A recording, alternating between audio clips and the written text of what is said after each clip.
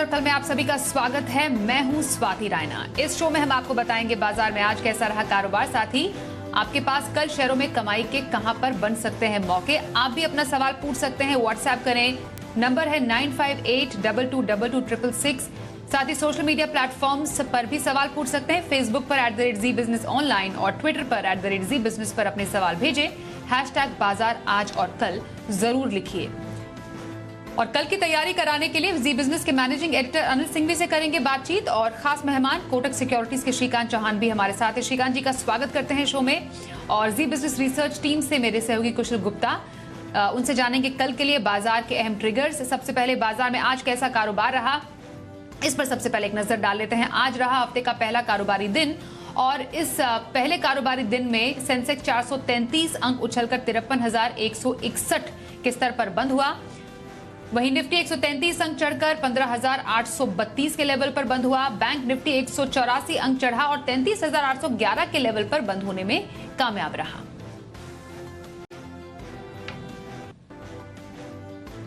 तो आज की तेजी के कारण क्या रहे और बाजार की इस तेजी से संकेत हमें क्या मिल रहे हैं, समझते हैं एडिटर्स टेक में अनिल जी से।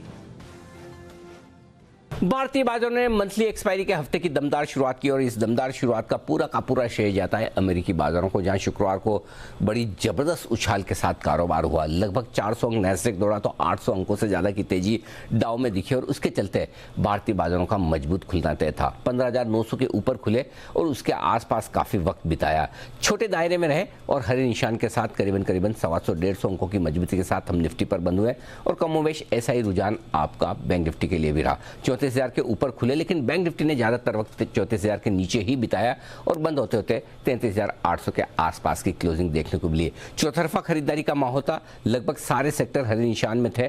सुबह तो काफी मजबूती के साथ खुले, बढ़ने वाले शेयरों की भी संख्या काफी ज्यादा, लेकिन दिन के दौरान सीमित दायरे में होकर थोड़ी बहुत प्रॉफिट बुकिंग जरूर आती दिखी, लेकिन उसके बावजूद मूड माहौल तेजी की तरफ था, रुझान मजबूती का था और डाउ फ्यूचर्स, नैस्डैक फ्यूचर्स फिर से आज अमेरिका में एक मजबूत ट्रेडिंग सेशन की संकेत भी दे रहे थे। इन सब के चलते हुए अच्छी क्लोजिंग भी देखने को मिली। हाँ, ये कह सकते हैं कि दिन के हाईएस्ट लेवल पर बंद नहीं हुए, जहां खुले वहां बंद नहीं हुए, लेकिन उसके बावजूद बड़ा गैप से खुलने के बाद भारतीय बाजार मजबूती को बरकरार रख के हरे निशान में 15,800 के ऊपर बंद होने में कामयाब रहे और ये बड़ी काम की बात थी। और 33,600 के ऊपर बैंक निफ्टी को बंद होना जरूरी था और एग्जैक्टली वही होता दिखा। तो कह सकते हैं वायदा कारोबार की मंथली एक्सपायरी के हफ्ते की दमदार शुरुआत हुई है और बाजार कुछ और मजबूती और आगे बढ़त बनाने के लिए तैयार होते दिख रहे हैं। और आइए देख लेते हैं एफआईआई डीआईआई की तरफ से क्या आंकड़े सामने आ रहे हैं। एफआईआई यानी विदेशी संस्थागत निवेशकों ने कैश मार्केट में करीब 1,278 करोड़ रुपए की बिकवाली की है, तो वहीं डीआईआई यानी घरेलू संस्थागत निवेशकों की तरफ से करीब 1,184 करोड़ रुपए की खरीदारी के आंकड़े सामने आए हैं।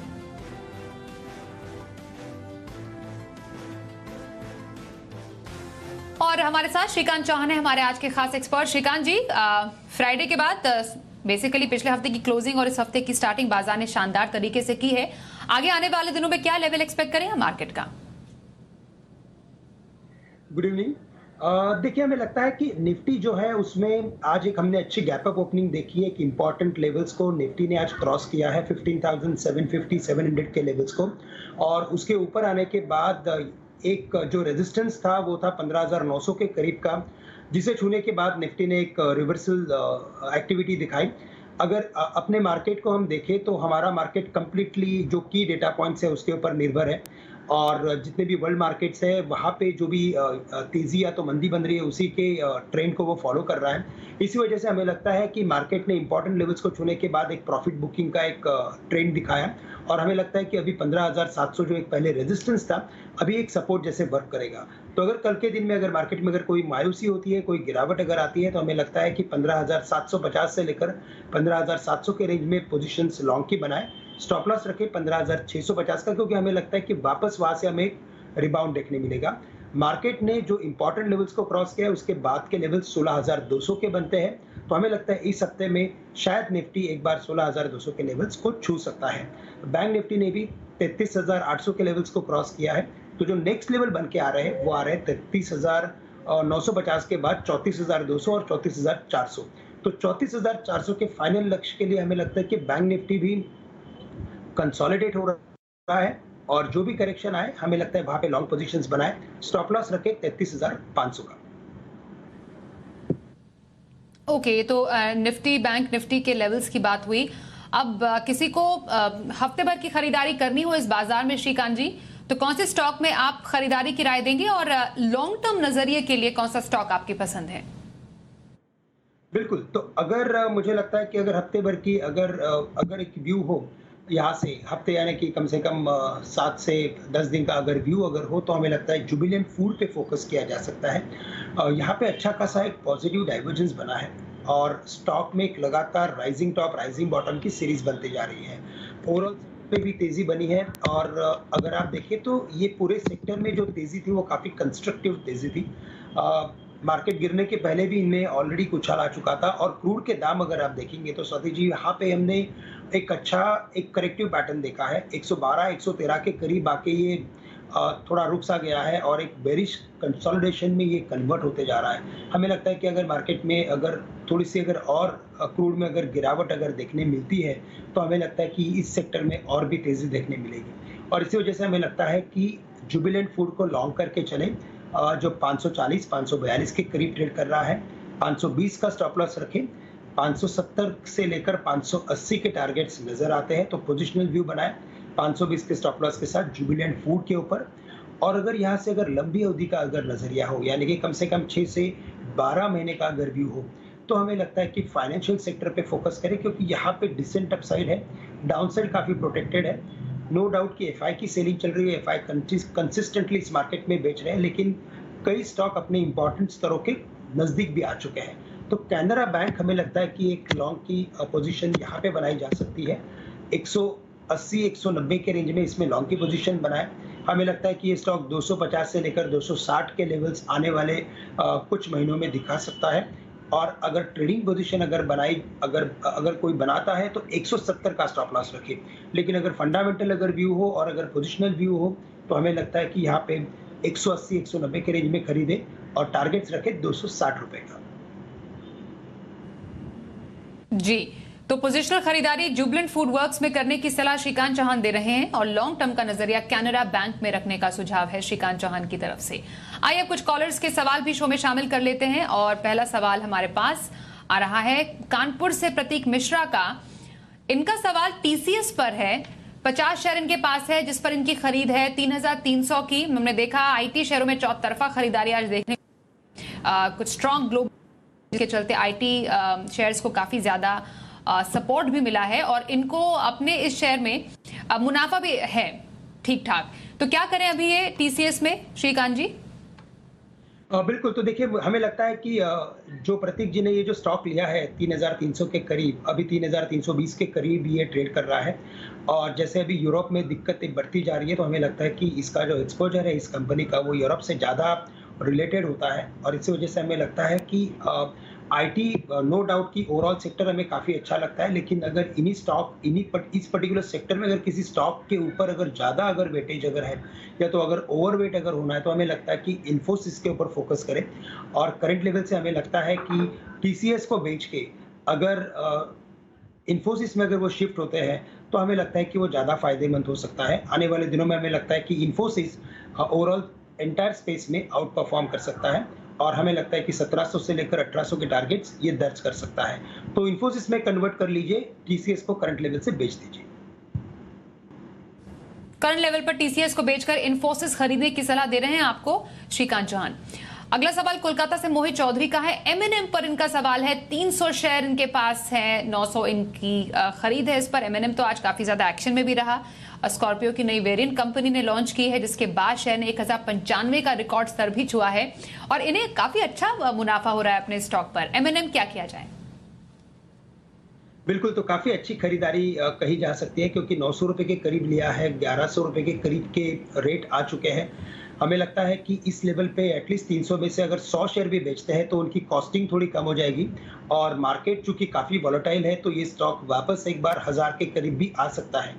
साथ ही साथ हमें लगता है कि अगर यहाँ पे अगर लंबी अवधि का नजरिया है तो हमें लगता है कि कम से कम 1200 से लेकर 1400 के लेवल से आने वाले कुछ महीनों में दिखा सकता है। इसमें और भी अपग्रेड्स आएंगे, कंपनी का फोकस बढ़ते जा रहा है, नए नए मॉडल्स लॉन्च कर रहे हैं वो और काफ़ी एक फोकस स्ट्रैटेजी बनती जा रही है। जितना फोकस इस कंपनी ने अपने प्रोडक्ट्स के ऊपर किया है, मुझे नहीं लगता कि इन द शॉर्ट टर्म किसी और कंपनी ने किया है, और इसी वजह से हमें लगता है कि काफ़ी शानदार एक इन्वेस्टमेंट है, लेकिन साथ ही साथ हमें लगता है कि कॉस्ट को कम करना काफ़ी ज़रूरी है। तो 100 शेयर को बेचें, 200 शेयर्स रखें, और अगर कोई गिरावट अगर आती है तो वापस इसी 100 शेयर को वापस इन्वेस्टमेंट में कन्वर्ट किया जा सकता है। ओके, तो M&M पर स्ट्रैटेजी आपने जानी श्रीकांत जी की तरफ से।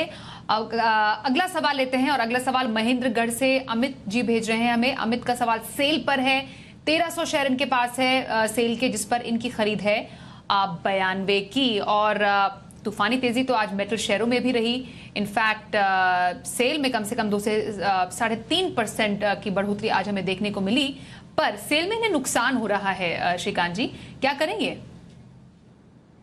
तो देखिए, वैसे स्टील अथॉरिटी में अगर आप देखें तो कई सारे इन्वेस्टर्स अटके हुए हैं, और बहुत सारे जितने भी इन्वेस्टर्स हैं या हमारे क्लाइंट्स भी हैं, उन्होंने 90 से लेकर 100 रुपए के करीब खरीदा था, लेकिन चूंकि यूएस में इन्फ्लेशन अचानक से काफ़ी रफ्तार से बढ़ा है, तो पूरे कमोडिटी में एक रिएक्शन आया है। और जैसे कि फेड ने ऑलरेडी इंडिकेट किया है कि वो इन्फ्लेशन से फाइट करने के लिए काफ़ी एग्रेसिव स्टैंड्स भी ले सकते हैं, तो हमें लगता है कि ये सेक्टर थोड़ा दिक्कत भरा रहेगा, लेकिन हमें लगता है कि इवेंचुअली जो मार्केट है या तो जो इकोनॉमी है वो बैक ऑन ट्रैक होनी है, और इसी वजह से हमें लगता है कि थोड़ा पेशेंस रखना पड़ेगा। कम से कम यहाँ 12 महीने का यानी कि 1 साल का अगर नज़रिया रखें तो हमें लगता है कि एटलीस्ट कॉस्ट के करीब बिल्कुल ये शेयर आ सकता है, तो करंट लेवल से होल्ड करने की सलाह रहेगी।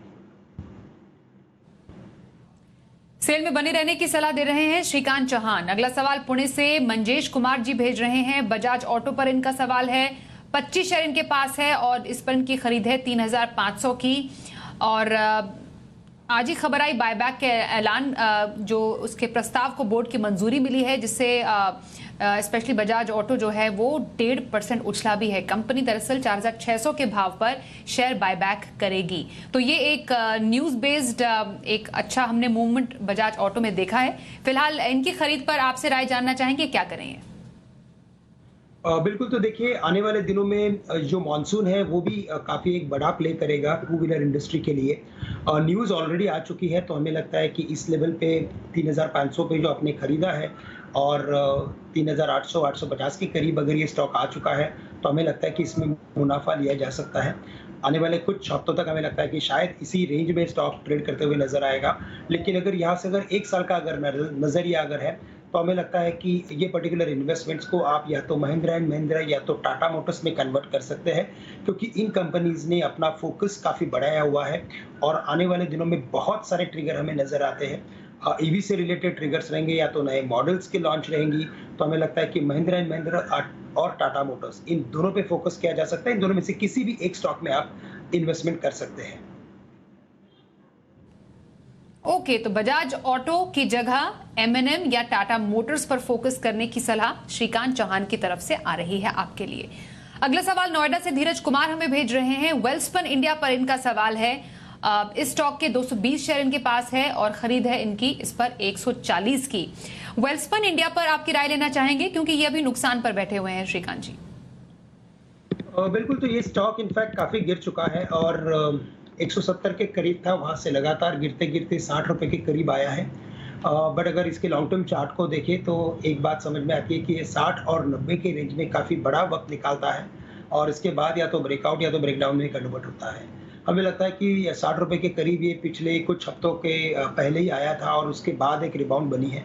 तो हमें लगता है कि 85 से लेकर 90 के रेंज में अगर ये स्टॉक आता है, तो उसमें से एक बार आप एग्जिट कर सकते हैं, और इसी इन्वेस्टमेंट को अगर इसी एक ग्रुप कंपनी वेलकॉर्प करके अगर इस पर्टिकुलर इन्वेस्टमेंट्स को अगर शिफ्ट करते हैं, तो हमें लगता है कि वो फायदेमंद हो सकता है।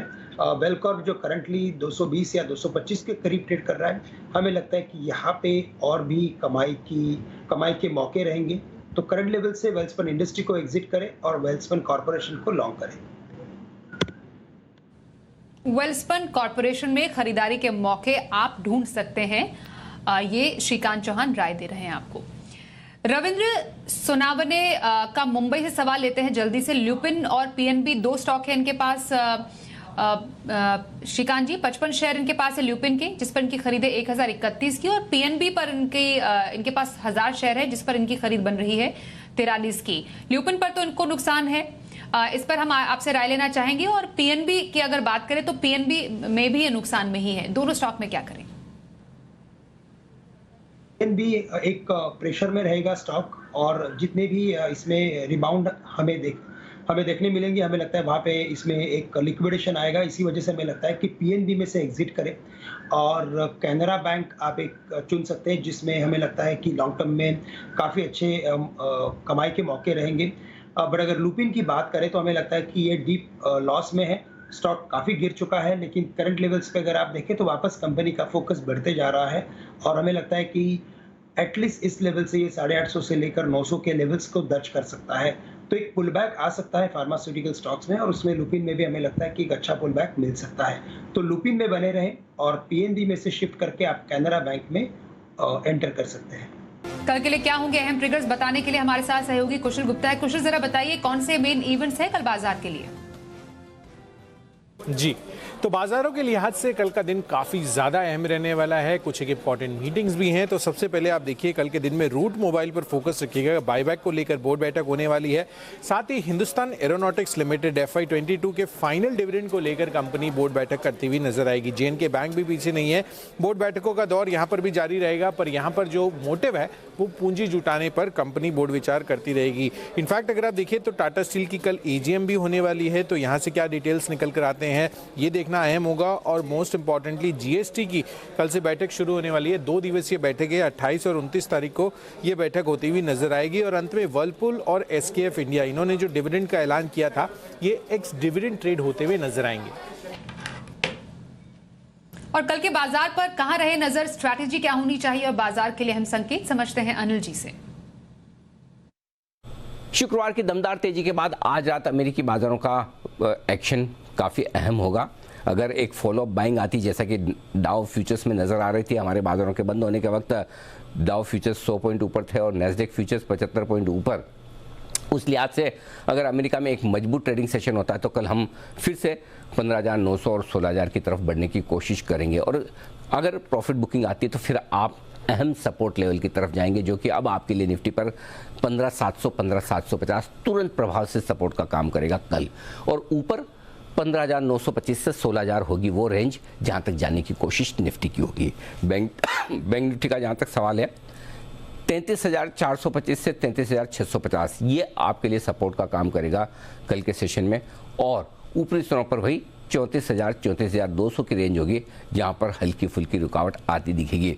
एक अच्छी क्लोजिंग आज मिली है, और अगर ग्लोबल मार्केट से संकेत खराब ना आए, अच्छे ना आए भी तो भी चलेगा, लेकिन खराब नहीं होने चाहिए। अगर मिले जुले सुस्ती वाले संकेत रहे तब भी भारतीय बाजार अपनी बढ़त को थोड़ा और आगे ले जाने की कोशिश करेंगे। और दूसरी बात, कैश मार्केट के स्टॉक्स में सेंसेक्स निफ्टी के बाहर, दिग्गजों के बाहर भी आपको ट्रेडिंग के भरपूर मौके कल के सेशन में मिलेंगे।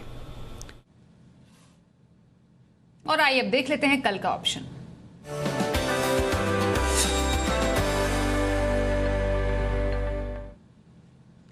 किरणजादव.com के CEO आशीष केलकर से बात करते हैं। आशीष जी, बहुत स्वागत करते हैं आपका शो में। कल ऑप्शन की स्ट्रैटेजी कहां रखी जा सकती है? Very good evening. देखिए, 2 स्टॉक्स मैंने चुने हैं, एक लॉन्ग साइड का है, एक शॉर्ट साइड का है। लॉन्ग साइड के लिए हमें NMDC का 110 का कॉल ऑप्शन खरीदारी करके चलना है। 3 रुपया 10 पैसे का आज का क्लोज है, इसी के दौरान खरीदारी करने की सलाह होगी। जो स्टॉप लॉस रहेगा वो रहेगा 2 रुपया 80 पैसे का। मेरा जो पहला लक्ष्य रहेगा वो रहेगा 4 रुपये 50 पैसे का, दूसरा लक्ष्य रहेगा 5 रुपए का। जो शॉर्ट साइड का मैंने कॉल चुना है, वो जो स्टॉक मैंने चुना है वो है बायोकॉन, जिसका 320 का पुट ऑप्शन हमें खरीदारी करके चलना चाहिए 4 रुपये 40 पैसे पे। हमारा स्टॉप लॉस रहेगा 3 रुपीज 95 पैसे का। मेरा पहला लक्ष्य रहेगा 6 रुपए का, दूसरा लक्ष्य रहेगा 7 रुपये 50 पैसे का। धन्यवाद आशीष जी, कल की ऑप्शन स्ट्रैटेजी आपने बताई। और श्रीकांत जी, कल के लिए इंट्राडे ट्रेड लेने के लिए कौन सा स्टॉक बताएंगे? बिल्कुल, तो देखिए कल के लिए हमें लगता है कि ऑटो स्टॉक्स पे ही फोकस किया जा सकता है, क्योंकि अक्रॉस द वर्ल्ड अगर आप देखें तो जितने भी इक्विटीज मार्केट है वहाँ पे आपने जो ट्रेंड बना है वो ऑटो स्टॉक्स के लिए बना है, और ऑटो कंपनीज ने लगातार अच्छे नंबर्स दिए। हमें लगता है कि टाटा मोटर्स एक अच्छा ग्लोबल पे है, प्ले है, और अगर करंट लेवल से अगर इसे फोकस करें तो हमें लगता है कि अगर कल के दिन में अगर कोई भी अगर लोअर ओपनिंग होती है तो और भी अच्छा है, लेकिन करंट लेवल से 414 413 में टाटा मोटर्स को लॉन्ग करके चले। यहाँ पे हम स्टॉप लॉस रख सकते हैं तकरीबन 407 रुपए का। टारगेट्स हमें नजर आते हैं 425 से लेकर 430 के। तो ओवरऑल अगर ऑटो सेक्टर में अक्रॉस द वर्ल्ड अगर तेजी है तो हमें लगता है कि इस सेक्टर पे ज्यादा फोकस करें। टाटा मोटर्स इंट्राडे खरीदारी की सलाह आ रही है श्रीकांत चौहान की तरफ से। बहुत धन्यवाद श्रीकांत जी, शो में शामिल हुए। बाजार आज और कल में बस इतना ही, रुकते हैं एक ब्रेक के लिए। खबरों का सिलसिला जारी रहेगा, देखते रहिए जी बिजनेस।